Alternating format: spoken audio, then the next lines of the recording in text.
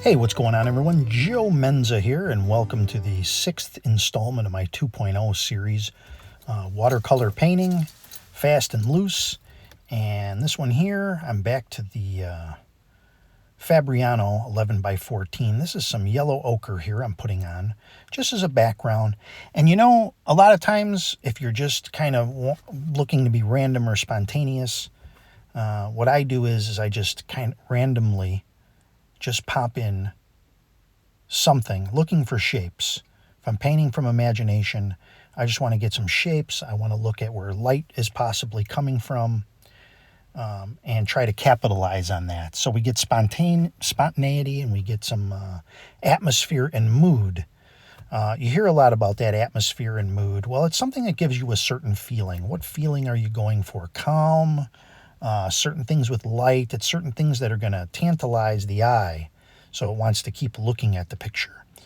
Got some blue here, some ultramarine blue. I usually tamp that down, maybe put a little bit of something into the blue. I don't usually use ultramarine blue straight, maybe a little red or even a little Payne's gray.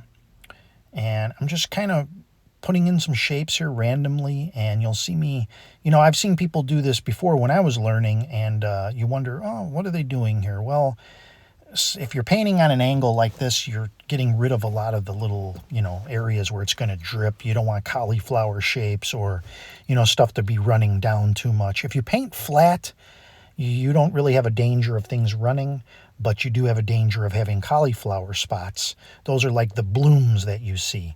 So that's something that you want to avoid. Sometimes it can look kind of cool in a painting. But sometimes it's not, it'll draw a little too much attention. So just kind of skipping around and kind of smoothing out little areas here till I get something that I'm happy with, that resembles a sky.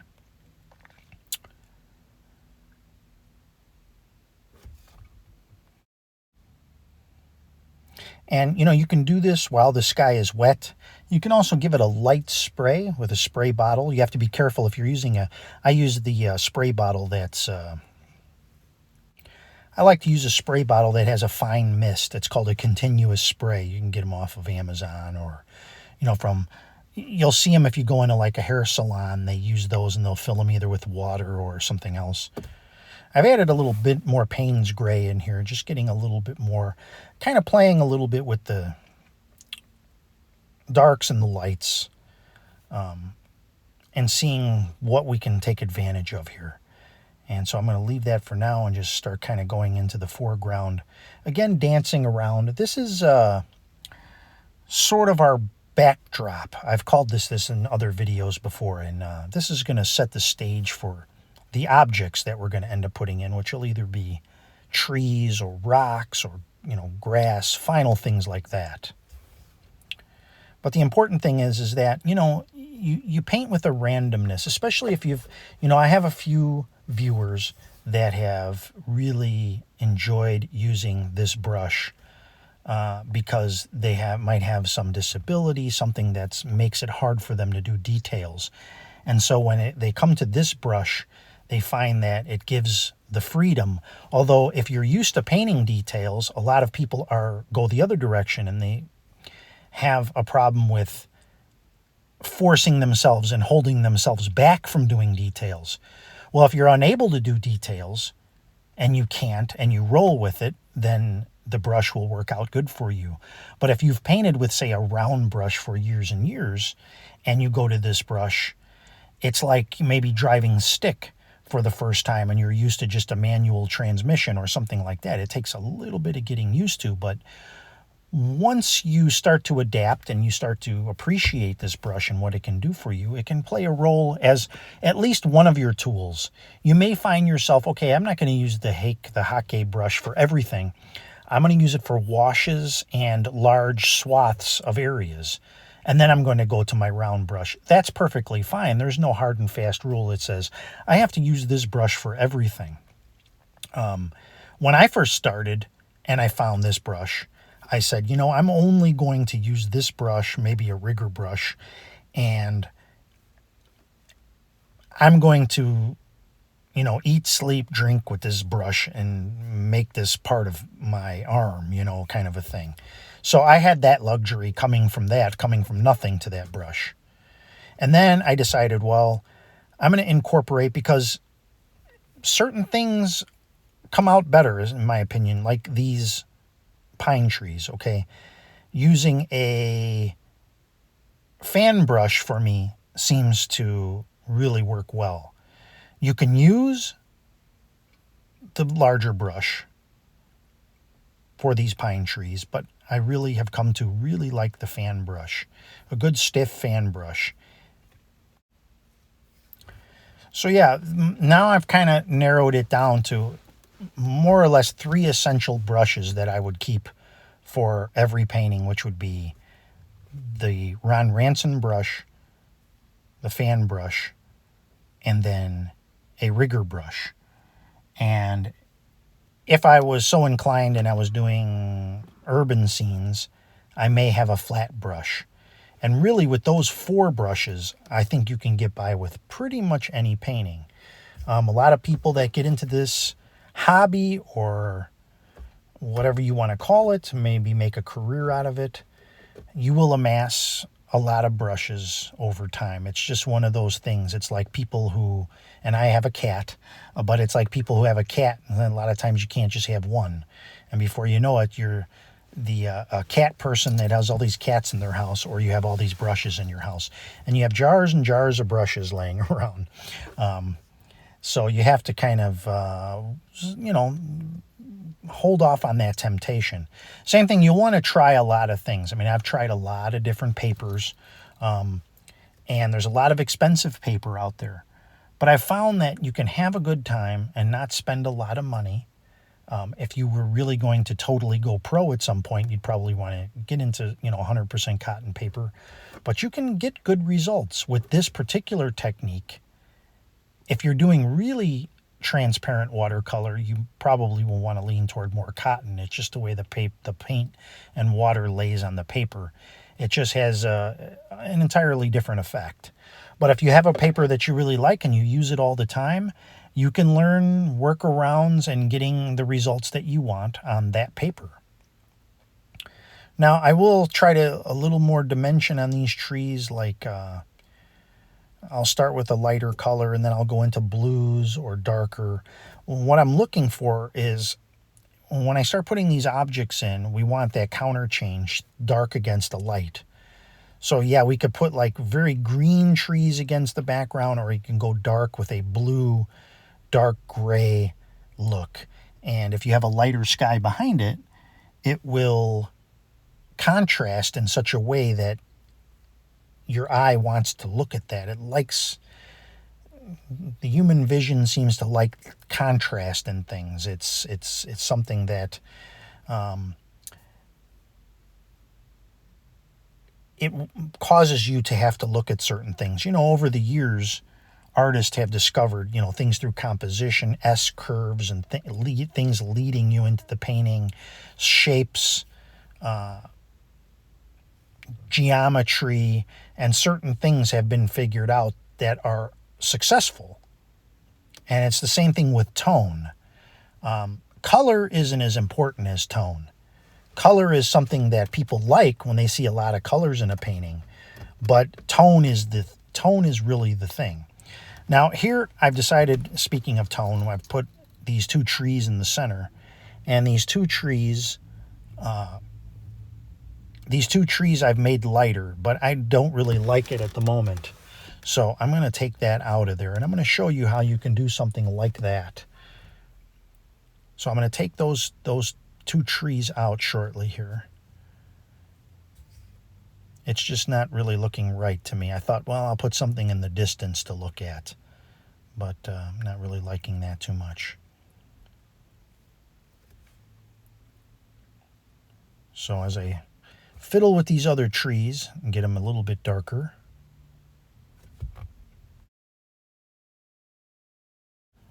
okay, and then in the bottom foreground, I'm just going to add a little bit of yellow down in here and try to make that pop. I like using yellow as kind of a highlight color. It tends to work, even though we're working with more transparent colors. Yellow ochre is a little more opaque, People ask, why do you use yellow ochre maybe over raw sienna? They're very similar colors. Raw sienna is a little more transparent. I just kind of like the yellow, the way it gives off the yellow itself. I think it's a little more, raw sienna is probably a little more mustardy. So I like to use the yellow ochre. I just kind of like the look that it gives and the way that it mixes greens. But you can certainly use raw sienna, is not a problem whatsoever. So I'm going to give this another little spray, and I'm going to work on this tree debacle here and smooth out some of the sky too. It's another thing.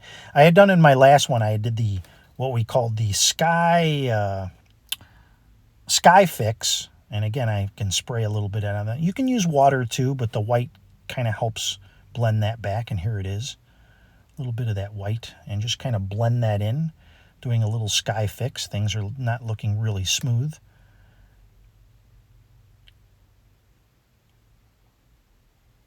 And of course, as I said, it's always a risk to start going back in and fiddling with your sky.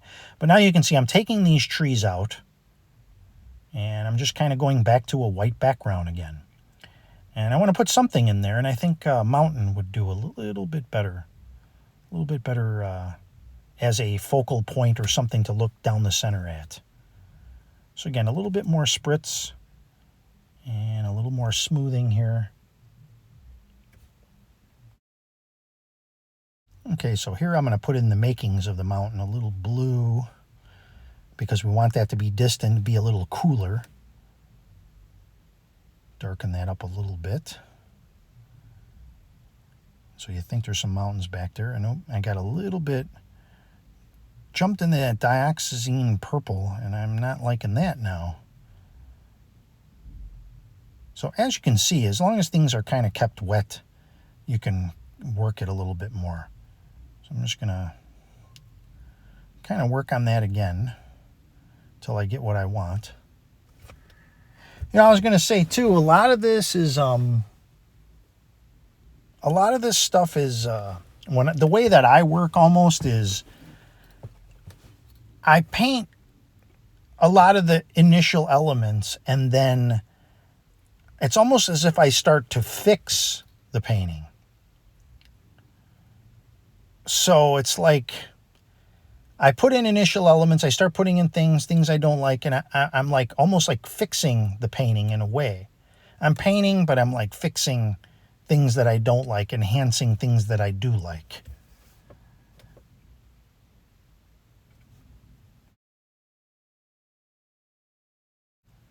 Okay, so here we go again. Have another whack at this, what I'm thinking of in the mountain. I want it to be a light, distant object.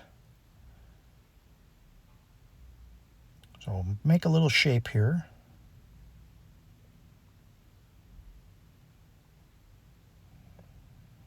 And I don't really want to scrape this. It's distant, so I don't really want to risk doing any of that, scratching the paper and so on.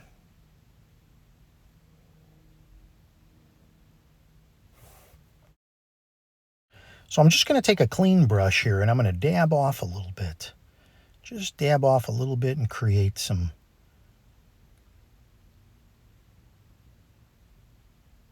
a little bit what might look like a snowy effect.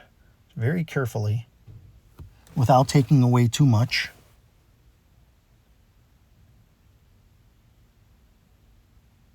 And just like that, we have a nice little distant mountain. And I'm just taking away a little bit in these other background spots too. Now you'll notice on the bottom where I have kept in a little bit of water, I've cleared that open a little bit, and I've got some watercolor there, and it'll look nice. It'll look like the lake, maybe there's a lake around the mountain. It's kind of spilling out into the foreground. And that'll pull you in. It'll pull you in between the trees back into this distant mountain.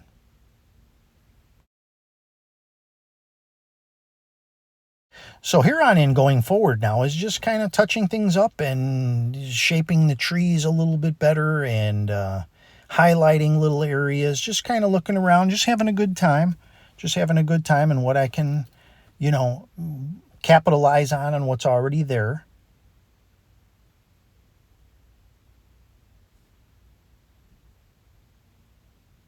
Stepping back, you step back, you look at your painting. Sometimes you want to take a photo with your phone, or I saw one lady use a mirror. She held a mirror up and looked at it from behind, and it's supposed to flip your brain. I haven't tried that yet, but I've heard people talking about using mirrors before, and it's something I want to try. I have not done yet. I read a few people in our group a couple people had said that they use a mirror, and it might be a valuable tool to have on you. It's also good, like I say, you take your phone and stop, take a little picture, and then, look at how it looks digitally, especially if you're sharing photos. It's like, what does this look like in a photo? And sometimes you'll catch things that you didn't notice before. But as you can see, as I was talking about before with the atmosphere, you can see how we have the distant object that pulls you in. There's white above it, so you have a little bit of light there. And then you have the sky with a little bit of, cloud formation. And then we have our trees dark set against the light. And all that creates that mood and that atmosphere. While at the same time, it's still a calm painting. I think that's why people like landscapes and they're so popular, is because nature is it's pure. It's a pure thing. If you're doing a city, you want the hustle and bustle of the city. It's not necessarily calm, but it has an energy to it. And that's another thing, especially in Impressionism, is movement and energy. In Impressionism, there needs to be a combination of that too, to feel like things are moving.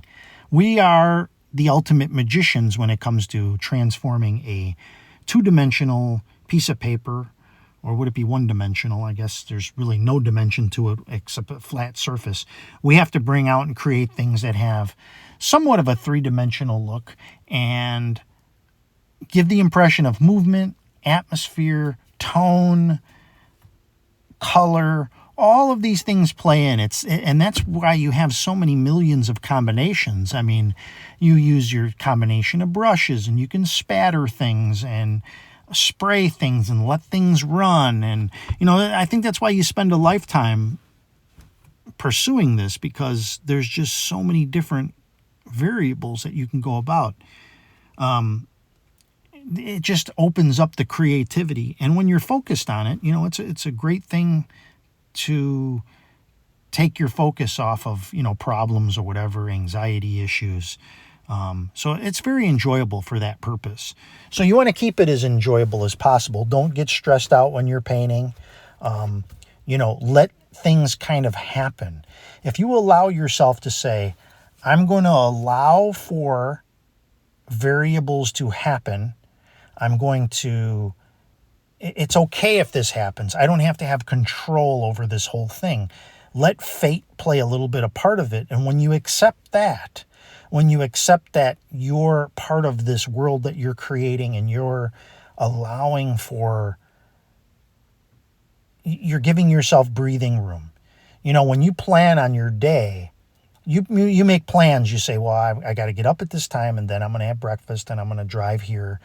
And you don't plan every second, though. You don't go, at this 2 seconds here, I'm going to take a bite of the egg. And then at 14 seconds here, I'm going to take a drink of the water, whatever. You don't plan every possible thing out.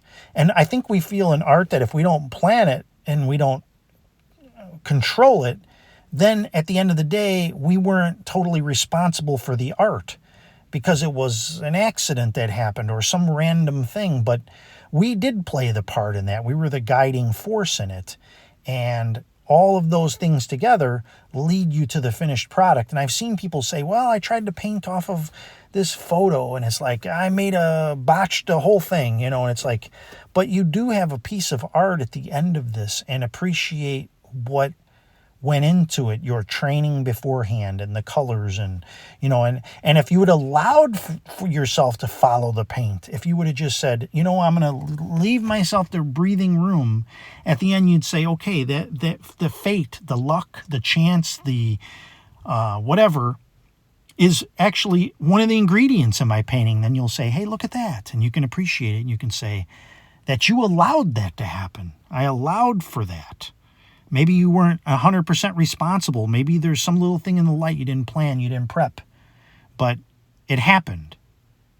But at the end of the day, you can say, I didn't control it, but I allowed for it. I left the breathing room for it. And then you can appreciate more what you've put into the painting. Here I'm taking a little bit of white in here. I just want to kind of blot out a little bit. There's still little remnants of that tree in the background. I want to get that light going. Don't really need to, but I just kind of want that to look a little bit better there. But again, I can't stress enough, if you allow for this randomness, if you allow for the spontaneity part, instead of everything has to be planned. Because I thought that one time. I said, well, if I don't plan out everything and I don't have it exactly the way that I pictured in my mind, well, then I'm not a good artist because I don't have good control over the brush. I don't have control over this. Well, there are times when you just let go. You know, if you're swimming outside and you're in the current and you say, well, I can't swim in this, so therefore I'm a bad swimmer, but maybe you just need to learn to float. And floating is, in essence, a control element that you're allowing yourself to do in that moment. I was watching the Olympics that was on, and they were talking about how the gymnasts have to learn how to fall properly. So they don't want to fall, but if you do fall, you have to land flat. And it's so you don't hurt yourself. It's a way of landing flat. It's like when you used to slap yourself on top of your hand so that, you know, you could hit yourself. It looks bad, but you're not really hurt. Kind of reminded me of that. But let yourself fall, but don't let yourself be hurt. So that's a lot, you know, if I can inspire you and keep you painting and enjoy, that's my job. My job is to, you know, inspire and have people paint because I enjoy it so much I want to share it with you. Let's take a look at the final painting here. I think it turned out pretty well. And also allow yourself to, hey, it's not going to be perfect, but people will appreciate it. Thanks for watching, everyone.